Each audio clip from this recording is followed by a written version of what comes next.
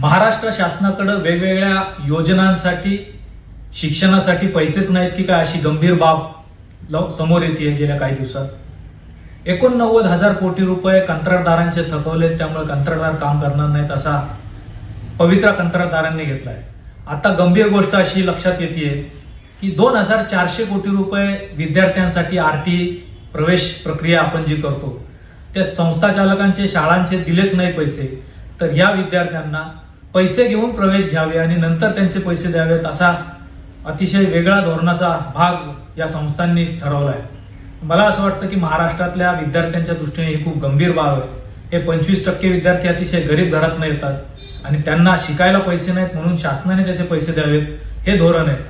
जर आता विद्यार्थ्यांना पैसेच द्यायला शाळा नसेल ऍडमिशन घेण्यासाठी, तर या विद्यार्थ्यांनी कुठं जायचं हा मोठा प्रश्न आहे.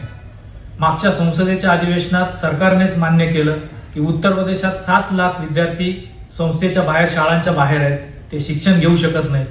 तीच परिस्थिती महाराष्ट्रात आता होते की काय असा गंभीर इशारा या नव्या माहितीमुळे आला आहे. महाराष्ट्रात पुणे विभाग शिक्षणाच्या दृष्टीने महत्वाचा मानला जातो, पण 150 कोटी रुपये जर पुणे विभागात जर थकीत असतील तर विद्यार्थ्यांनी शिकायचं कसं आणि ऍडमिशन घ्यायचं कसं हा खूप गंभीर प्रश्न आपल्या समोर आहे.